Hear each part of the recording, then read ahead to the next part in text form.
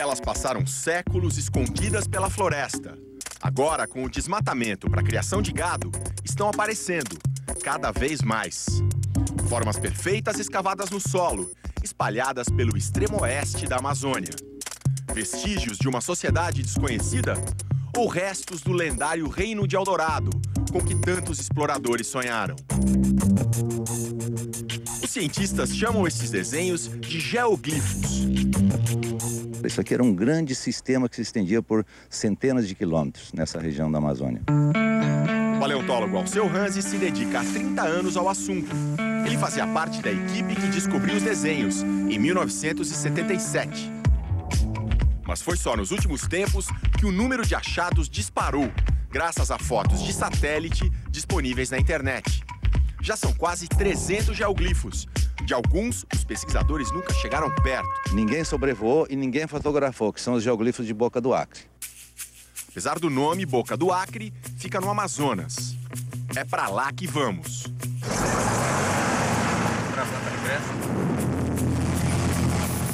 Em pouco tempo, começamos a ver as formas. Algumas bem nítidas, outras parcialmente encobertas pela mata. Normalmente são quadrados e círculos. Temos octógonos também. Alguns geoglifos são mais elaborados. Eles apresentam várias formas geométricas diferentes.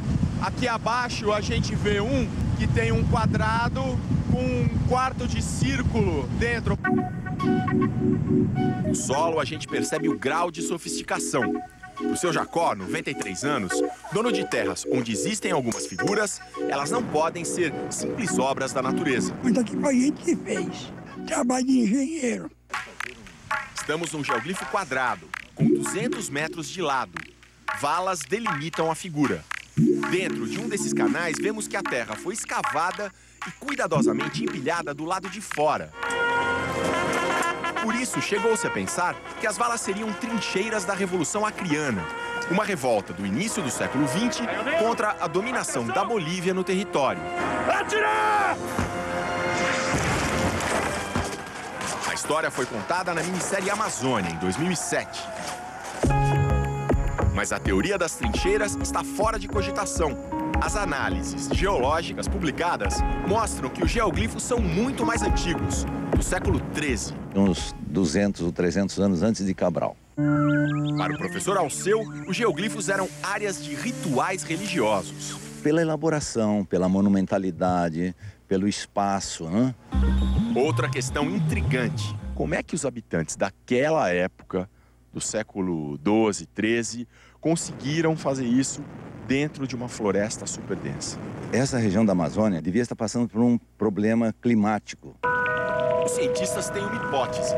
Na época da construção dos geoglifos, a Amazônia pode ter passado por uma seca muito forte, que transformou a floresta numa imensa savana. Parecido com o Cerrado brasileiro, né? Mas falta ainda a principal peça do quebra-cabeça. Que tipo de sociedade projetou esses monumentos? As principais teorias sobre os povos que viveram nessa região antes de o Brasil ser descoberto dizem que esses povos jamais teriam tamanha sofisticação. No entanto, isto aqui nos indica que este povo que viveu aqui era um povo organizado. É possível que haja uma relação estreita com os antepassados dos índios atuais, mas podem ter sido também outras populações que habitaram a região. É difícil estabelecer uma origem clara para os geoglifos, porque não se encontram pistas nas tradições dos índios que vivem hoje no Acre. Eles não têm na sua memória, nas suas lendas, nos seus costumes, estas figuras. Resta aos cientistas buscar indícios materiais, como estes cacos de cerâmica retirados dos geoglifos.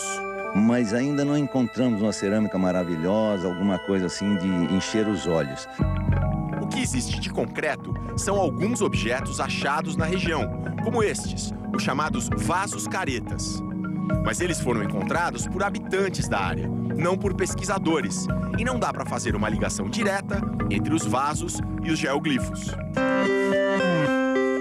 Na falta de respostas, os moradores abraçam o sobrenatural.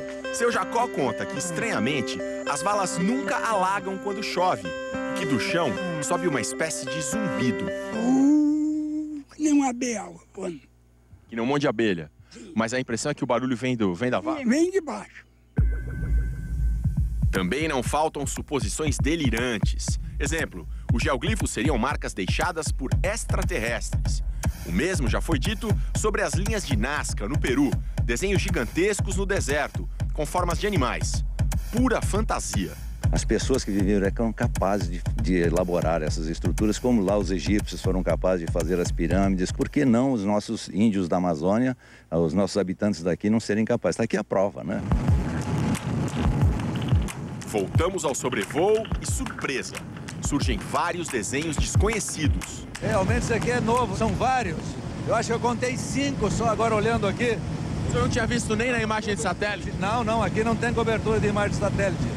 Quando olham para a imensidão dessa floresta amazônica preservada, os cientistas ficam imaginando quantos geoglifos, quantos desenhos geométricos ainda estão escondidos embaixo dessas árvores. Eles estimam que nem 10% dos geoglifos tenham sido revelados. E não é preciso derrubar a mata. Radares modernos podem encontrar os geoglifos mesmo que os desenhos estejam cobertos pela floresta. O que a gente está vendo aqui é a pontinha do gigantesco iceberg científico. Com certeza. Como me perguntaram, descobriram o Eldorado? Sim, descobrimos o Eldorado para a ciência.